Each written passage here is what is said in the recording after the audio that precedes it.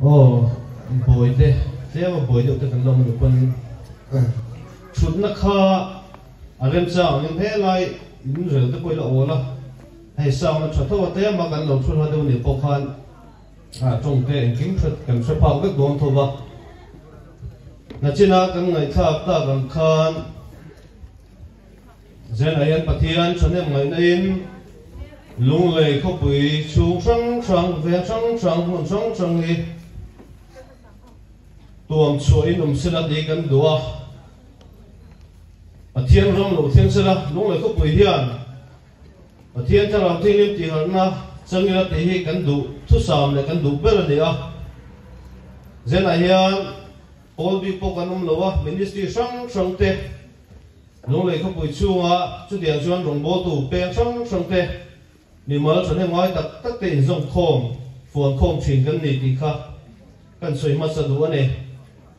thì chuan giờ này hiện in khom giờ này vangin cầu sản hậu thì cái ngay ra in khom bàn à. Program như chân thì sẽ cần tía cần lột lại đâu lek anh đi point hay dẫn chú permission khá hun bin này pe cần đi vangin dẫn khom bán ở chân cần đi tít bộ khác soi tít là mình sẽ thiam thấy tụi ngay là hun cần lâu bên là cần đi point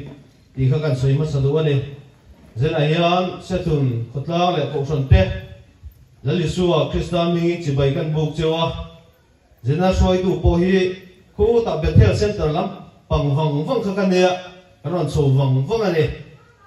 tu wang chuan zena hian kan zale na pol bi pokanum lova pathian pangaina a soi khom te kan ni chu lu em ani tu wang chuan zena hian he veng le khotla to pohi pathian pangaina chuan kal kan thei bi lo chuwa in venga he huni lo bo se ni ti kha hiện lúng tắc lên lông bùm thiềm không có đủ anh này thì chuan thì dân in hi cần thu xả xây tụi nó là dân in hi nạp tung luôn mà na hôm nay làm liền sao thằng này tôi vang in cái này thì sập chúc khan đi à anh in là trong những thu xả ngày nung tập cần ngay thời tụi nó ngay là anh hi cần BCM missionary Orissa đất bộ lâu thọc xếp cậu khan này à anh em là trong những thu xả cần ngay thật đồ nè thì chuan solo tụi tết cần ông má bắt thiên phật là tết cần sa giờ này hiện cần thìn lung hi lâu đợi giờ này là bắt thiên tan theoเราที่นี่mình cần khang thìn tụi linh apoi một lẽ in cái chuyện này bắt thiên thu cần ngay kha ril ro om về reng mấy thế mình xì về cái đó soi tuần thì ta cả chuan tôi sẽ tu bung thum cha sổ pakhat kan chiar chuan en kim hi an hun chawa chuan moi takin asiama mi hring ril ro chuan chatuan na da ti kan mu ani zena hian pathianin mi hring ten in siam dan he ama an pui ti kan sa chen kan ngai sa chen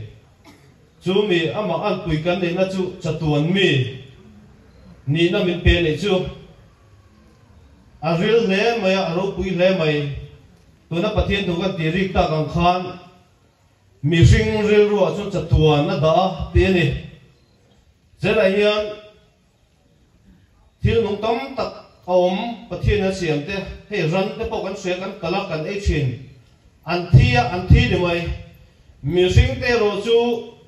he kan tak sa pu hian kan thu le don ani ti bible in min sila ni eng wa ngai kan ti chuan an pu siam cha tu la nun tur cheve to lo tur pathian mi ji ho ki mani na da ni chumi ni wa chuan zen a hian an pui kan ni na hi kan van duai pui thei thil le kan van nei pui thei thil alo ni ta ni chu ngote in kan sia thiam thei tur zo in chu la chu kan sei do pathian an pui siam kan ni na hi kan du than na mangin kan van nei pui thea kan du than na ve mangin van duai na top kho ka kan chan tir the ni chuwa chuan zen a hian pathian in hun thra min pe la hian kan thin lung te ti kho lo vila pathian lawa kan ril ru te da ila ti hi poi mo hle maya chuan a hian COVID-19 thì cái buổi bây giờ mấy đôi một cái tia variant thằng tên là chuột dễ là chứ tiền cho anh nghe thiếu đằng đi đầu tiên của cái cần chơi lầu cần mắc quay ai em lầu zone thiệt chọn ai em lầu em chú vào chọn cần cover luôn đi thiệt đi là đi xuân nền nó vẫn mang đi hiếm tổ luôn đi thì cần chuột muốn các cần chuột đồ chọn cần một phao kinh kiểu riêng chú vào chọn thế này hiện là đi xuân nền á hun man thì hiếm em này dân hun thì cầm mang cái đòn lồng một cái tia cái bọc cần una pa ai rồi mà tôi nghĩ là mình bao giờ thốt ta tôi nào khăn là ruộng lộc trong về mấy cái lùng lệ chút tiền chuan thốt hiền cần nụn mình ba khẩy dễ la vạn đuổi nó thì khó đấy là cái mỹ thi là cái thằng cơ là cái chân tủ đấy cái đào về phật lúa số đấy là mình bung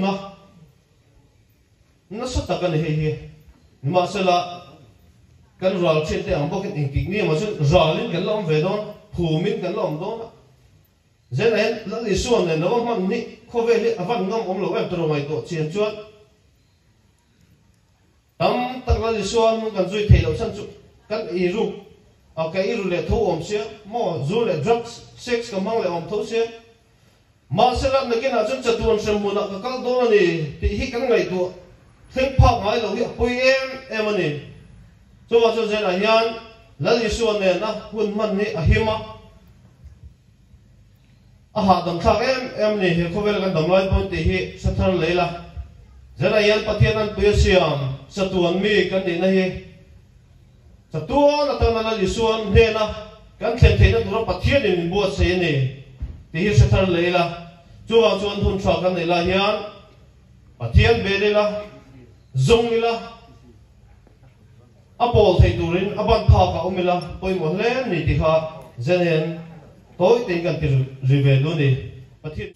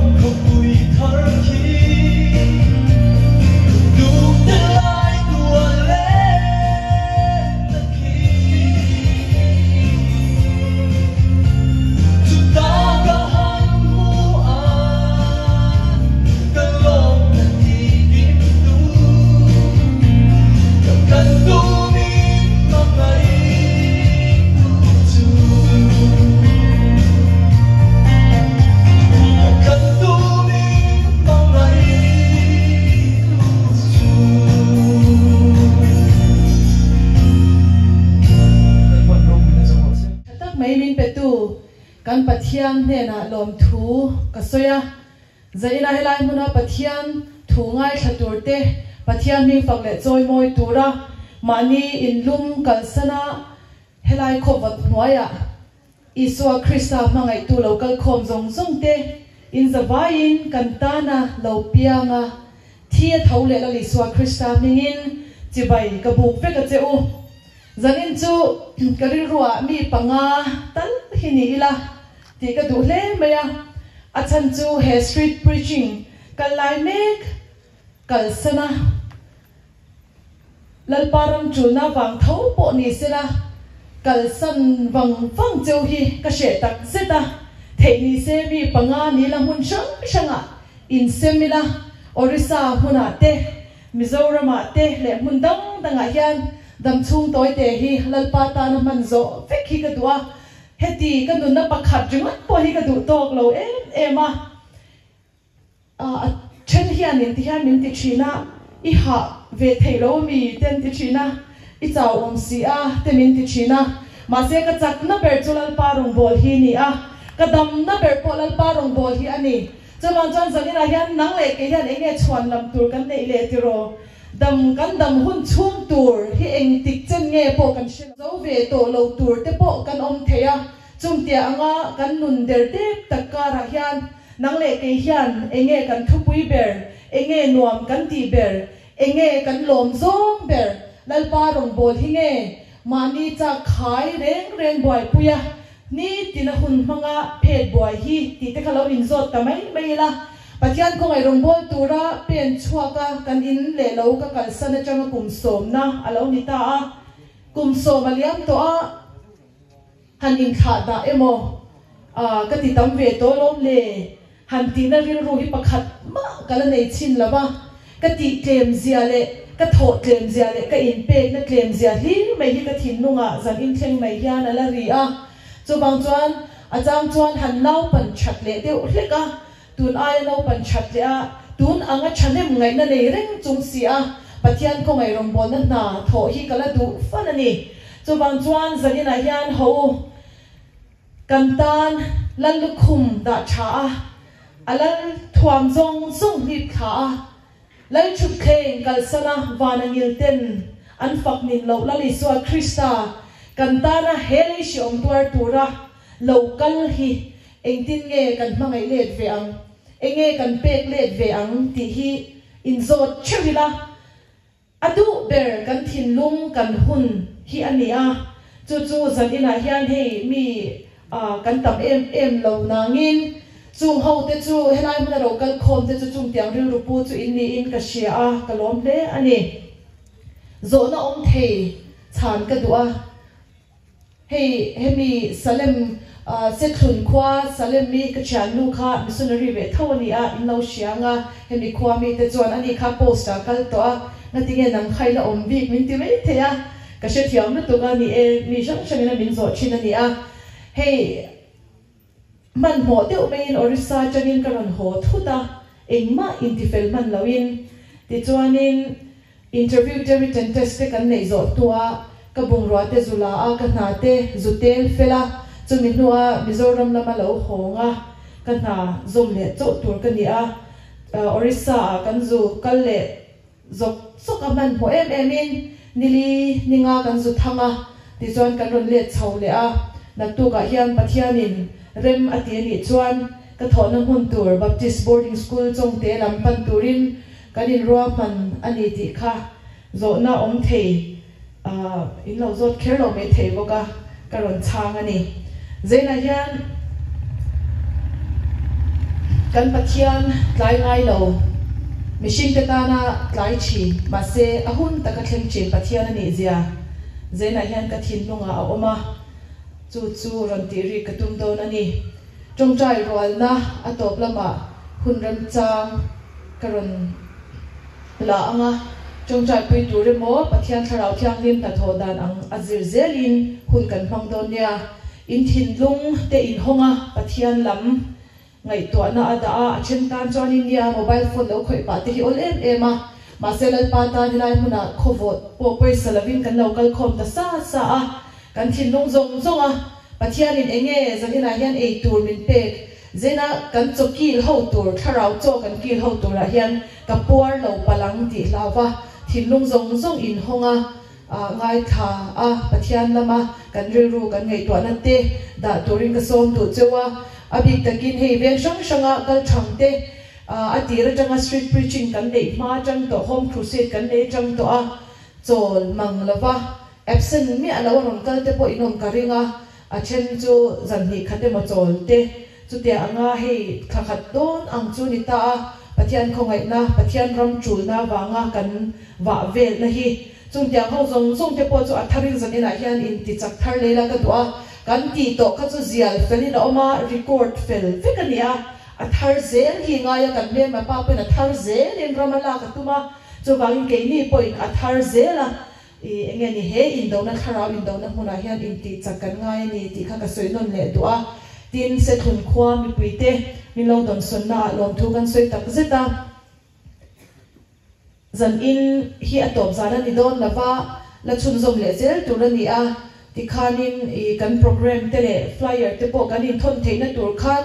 helai hona veng danga tanga local te po khan chian khalo in siam ta ila ti chuan se thun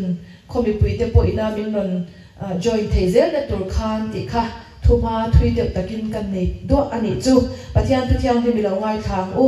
chanchin tha johanna jiang bung som le pakhat mun sang sang mi hi karon chiar don awangin achang hi karon soivek lawang chanchin tha johanna jiang bung som pakhat lazara athi tin mi pakhat mari le alai zon mar thi omna khwa bethani ami lazara damlo a oma mari shia krim tui lal noya asama ake ashutu kha khami nutra lazara ani damlo chu tin afarnu ten iswan hena lalpa ngai te imangai kha damlo ve ti inni antira tin iswan chu chu asia he na hi thi na turani lo pathian moinan ani zoke he na hi thi na turani lo pathian moinan ani zoke pathian fapa chu hemi awang hian alamoi na turin atia chang som ni le pariat tin chu thu chu asoi zo vele akala alai zon mari chu arukina kova zirtir tu heta a oma akova che atia tinani chuan chu chu shiat vele atho thuaya anena avakala tin mari chuan iswa omna chu avakhenga amu vele akebula abok khuba anena lalpa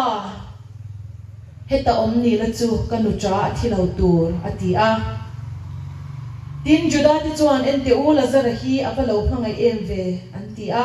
nimasila chen kha chuan hemi mitel mitivar tu hian hemi po hi athilo tir theilo vemni antia chang som thum pakwana lalpa tuna zonga wi to ang athina nili ani to sia atia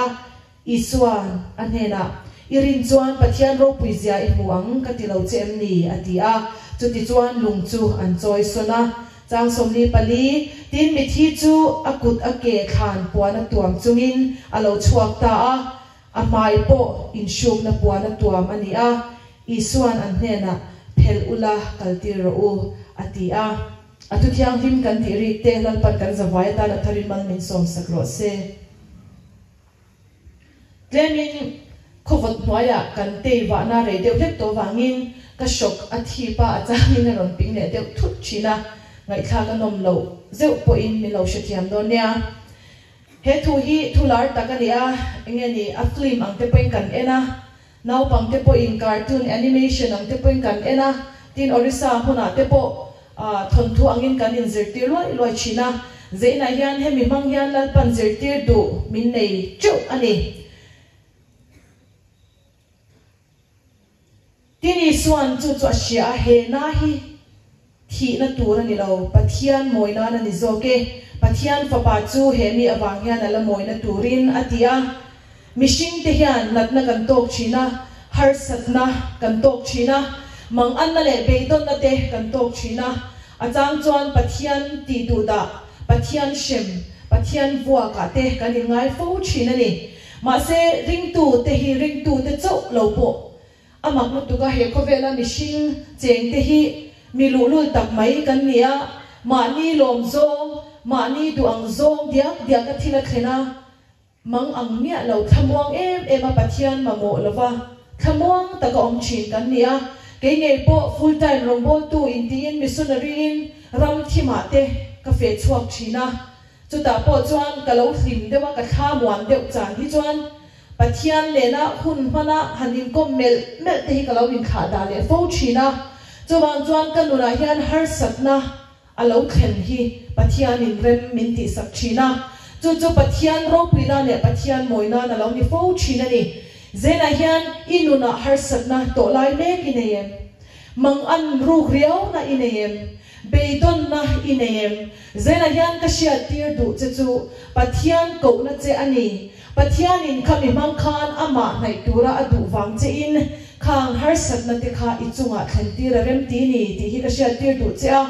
ka chunga har satna le mang an na a thela piang hian ka har satna anat zo po le ka beidon na anasat zo po le ke chu pathian ka nai china chu chuan vo in ni hi min khen tir china ni ka chong chai dan pang lai anga pathian ka ko e zo lo chuan ka chong chai dan chin pang lai ayana sa ka chong chai a achang chuan ka tlei wara cho ka ngeya tuisik in lovin chu tiang chuan pathian ka zonga chu tianga mani pa te ko chin chu tu pa inge tu nu inge khoi sananga ngai khalawang le mishing te ma in nu le pa te chuan in siang in fa ten an chunga in lung oi lo chan po in an ko chewa an lam cheu chuan in lung ti oi viau lo ma sela e hun kal hun in nei nge chin tu tiang mishing in hangai na ma tu tiang ani chuan kan pathian min hangai na phei hi chu anasalu tuga top chin nei lo danglam ve ngai lo ania inun chu eng ang pa bol hlo le rim che to po lo ni sela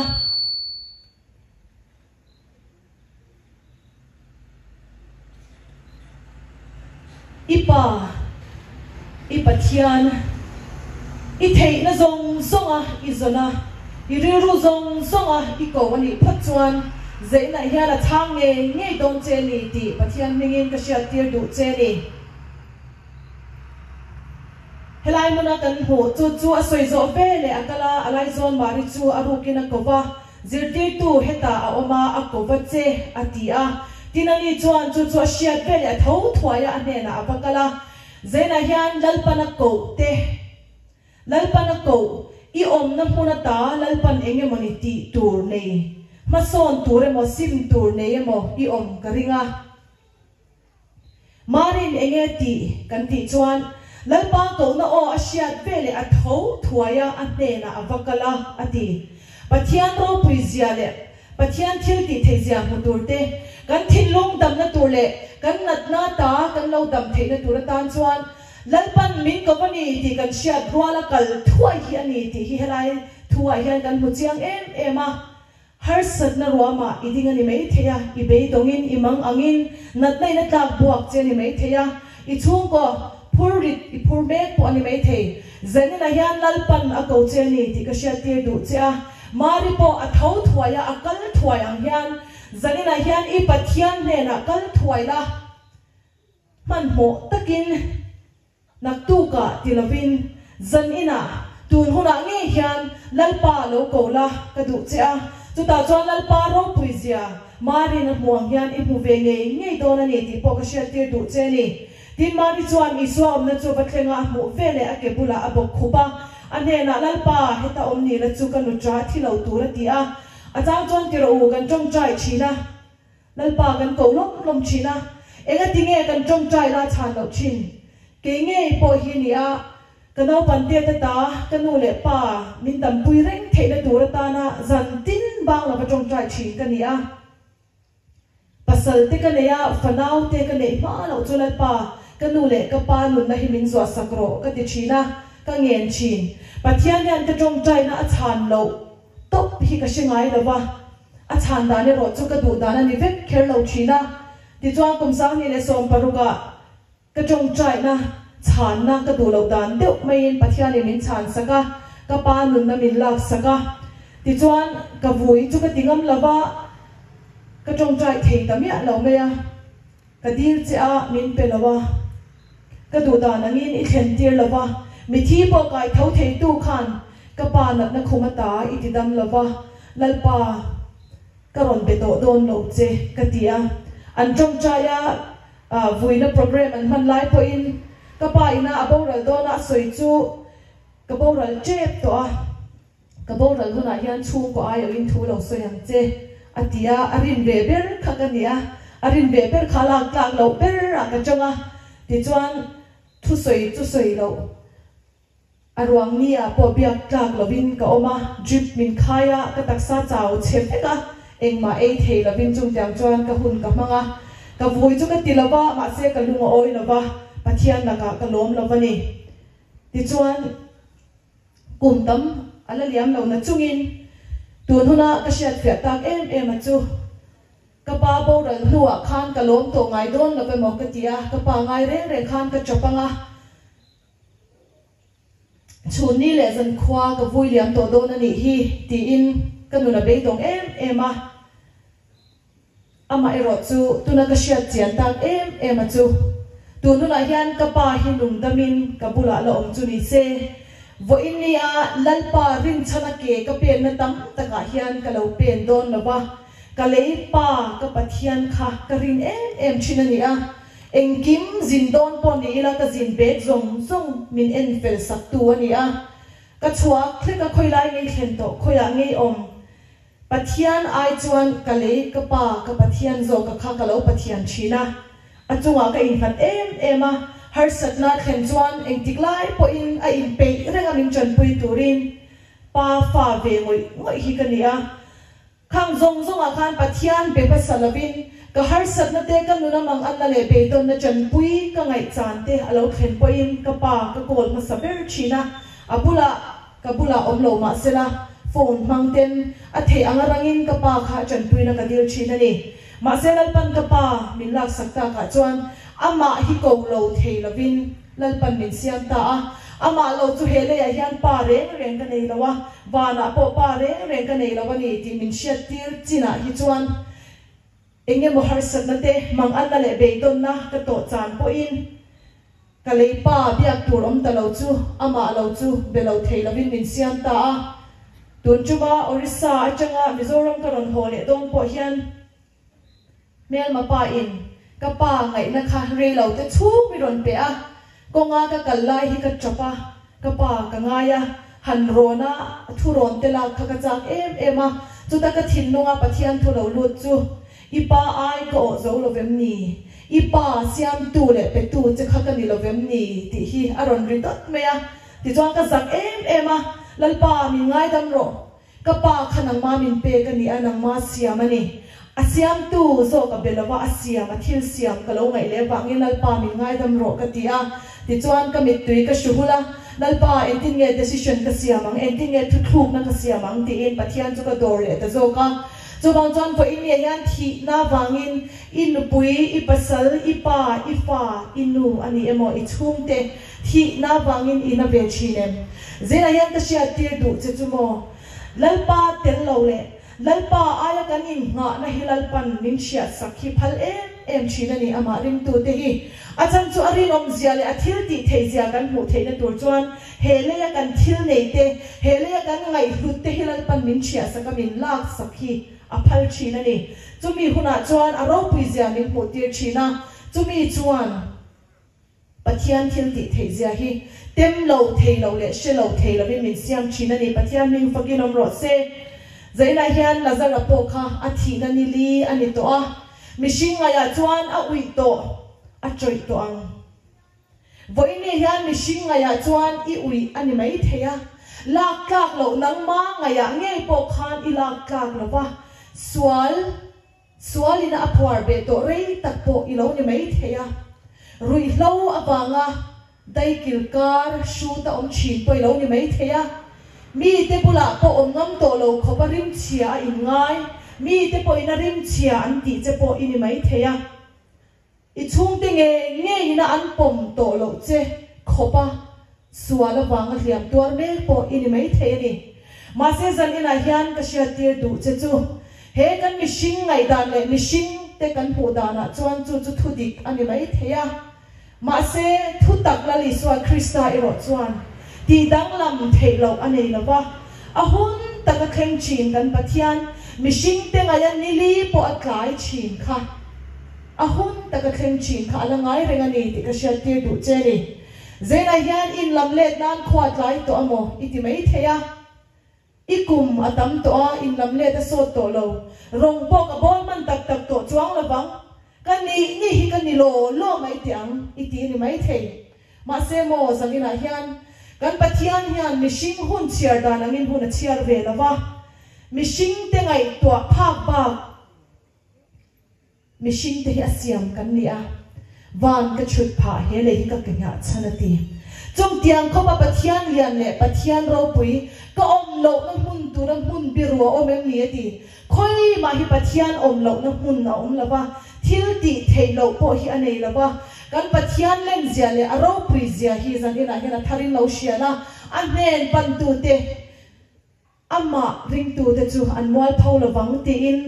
ama nge in voi tam taka soya Abraham ne na pathian tan thil reng reng har salu tu ko mem ni a in ti ni chuwang chuan kan pathian tan hian inun cheto inun bol ro to ui vek to khan khur chunga rei tak om to po ni ma la pathian ne ti thei lo a om lo bani ti lo she thar le la lo be dong su zanina hian be se na thar nei turin lalpa mingin ka som du cha ama be sei tu tele ama pan tu te ti thon ngai lo tu pathian khala ngai rengani zanina hian ama du tu te ama pan tu te in chira sima in ngai koma chong chaya ama zong tu te ne na in puang chin pathian ani alangai rengani du khanna pathian in ke ma ni hian ada chewa chu adu khanna chu du khanna chu ikuta om idu tak takem lali swa Krista he khove la lo kalai khan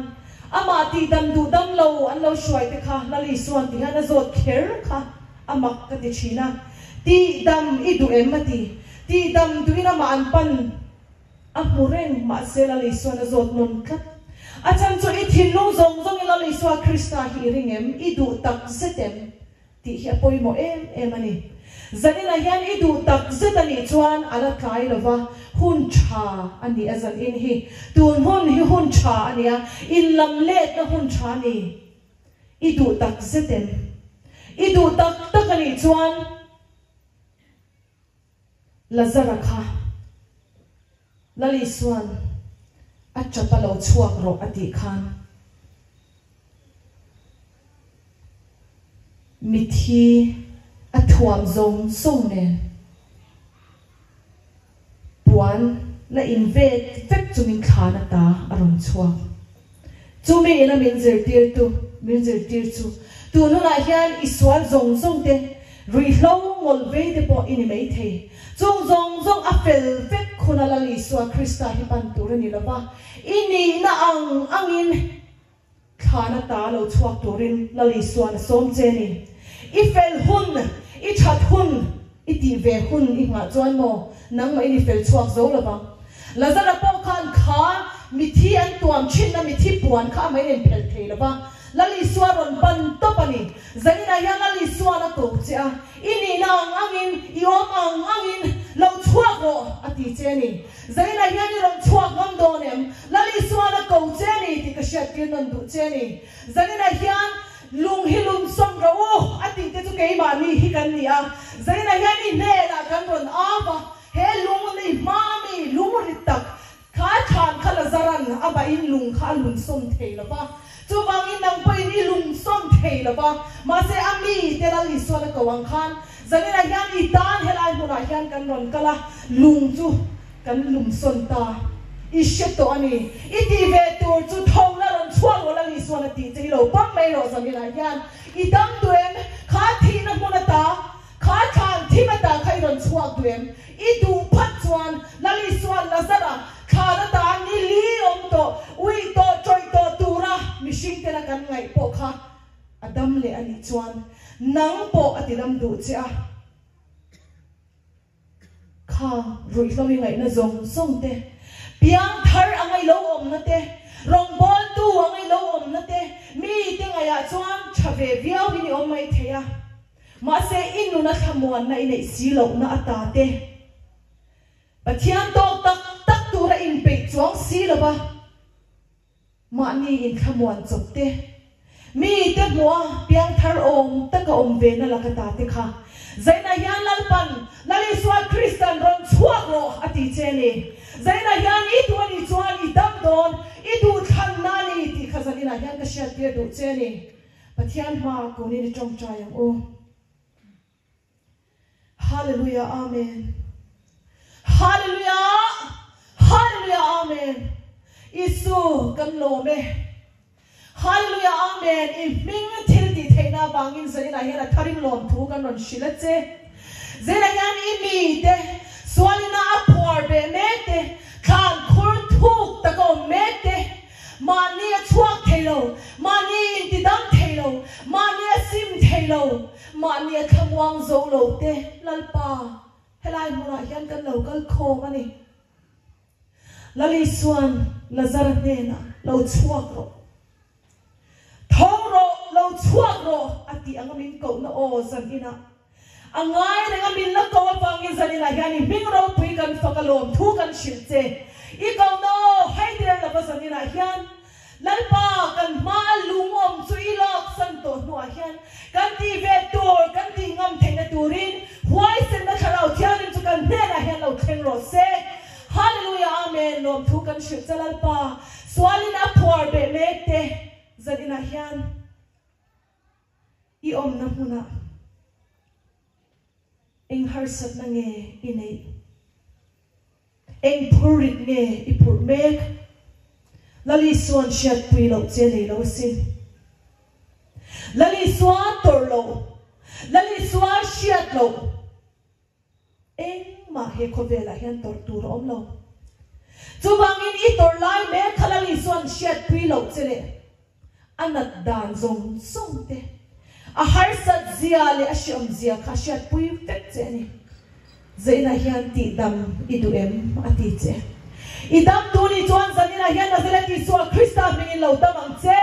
hallelujah amen lalpa lo thu kan ship che zaina hian taksa anat na nei te in taksa na lai lo khoi turin I suwa mingin ka som che u in taksa na lai lo khoi ula in khoi bek seng lo ni chuan in chung lama ban lo pharam che u kapal tharau thiang him zaina hian kan hena I oma kan hena in puang chuak le a lom thu kan shil che he khovela hian kan be ma pa chuan na tur le pe dom tur te mang ang reng min siama hele hi shem huna min siam saka chatuan shem mun khenga min hu tumin lalpa thei to a chuani lalpa chunga wanga lungai rum pe dong mang am tam tak zanina hian he kan thom shitu te hian omani lalpa keinin kan mangaya hian I mangai zong wangin lom thu ka shila che zaina hian lalpa an lu chunga kut ngadin ka chong chai sak vek theina wa khoi muna bom se rin na in an lu chunga kut ka ngata kanai chon nazareti suwa Krista mingin lo damang che hallelujah amen lalpa kan lo me karau thiang rim chu lo kal kang zero se hallelujah amen lalpa kan lo me lom thu kan shit che zaina hian rui lo wangin I boya isim du ma se isim thei silo tiro lazara po kha thi na puan kha amai nei phe thei lo wangin lali suan pherula kal tiro ti a zaina hian I tuani chuan ran pen chuak la pen sakini yang hallelujah amen nazareti suwa Krista mingin he thu hi ka shia tir che ni idam du em kha suan na phor na ta che khazalen ini ti ka shia tir du che ni Isalen do lali suwa Christian cross a kanitala thi sak to che sin ipom tuani chuan zanina hian hallelujah amen hallelujah damna nama khan omasin hallelujah amen hallelujah amen isha hallelujah amen a thei kan chuna changin lau dingila hallelujah amen dalpa kan kau dona ni kan zai shwai tu te helai muna lo kal sela hallelujah amen tharau thiang lim lo ti ram che hallelujah amen hallelujah amen hallelujah amen he fakla kan sak chung yan kan om na mun chewa pathian ta lo in la thar turi ka som du chewa zena hian inun khamong la bem he khove hi lo to thutta sela inun na khalo to thutta sela I khamong la bem lali suwa krista hilan le chandam tuwa ilo la pom la bem zan ina hian som na lali suwa mengin ka siam do na tunang hun cha hi kan tong le to kher lo thea zan inang hi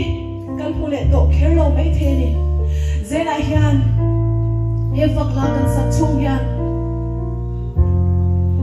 isuan ne na atharin lawin lan na katua lazana po thi na pon tuam chunga aron thau chuak ang khan ini na angin sualina phuar ang chikhan lalpa karon thobe lalpa hita hi karon pen chuake hallelujah lalpa hita hi ma karon tinge ti lalpa ne na lawin lan tharang che chuta chuan khang sualina phuar na zong zong tikha nazareth iswa krista mingin thel na lawom don ani hallelujah amen chung tiang tur chuan zan ina hian a tharin lalpa ninga in la thar le turin ka som che ni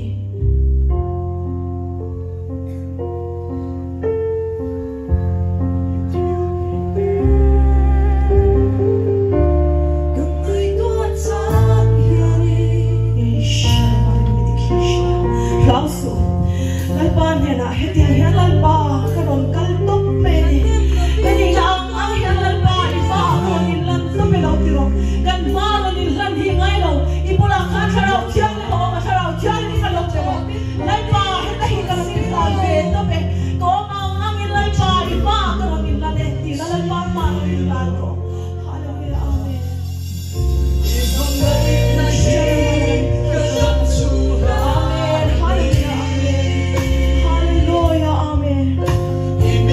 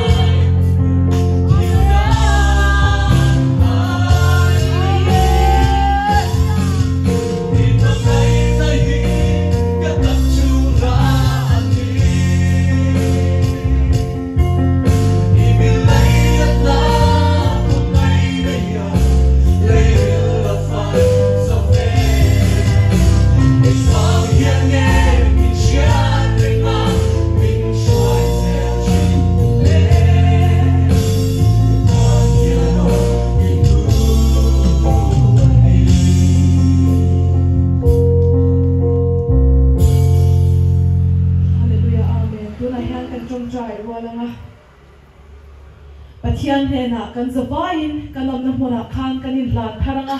lalpa ko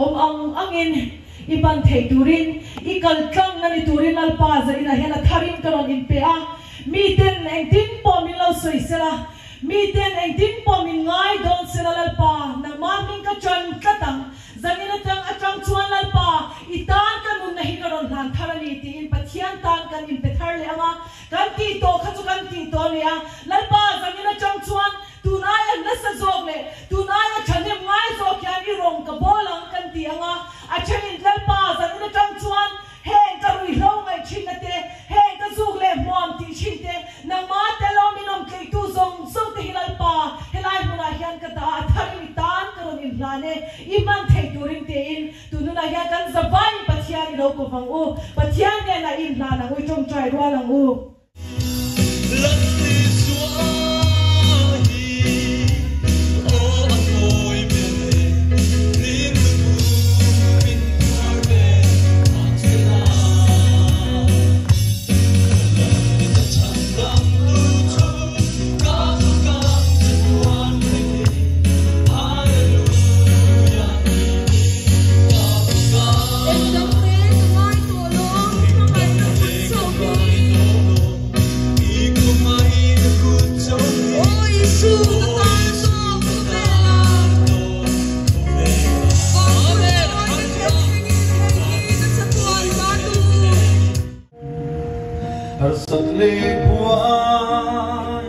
mang ăn khinh trên ngã xe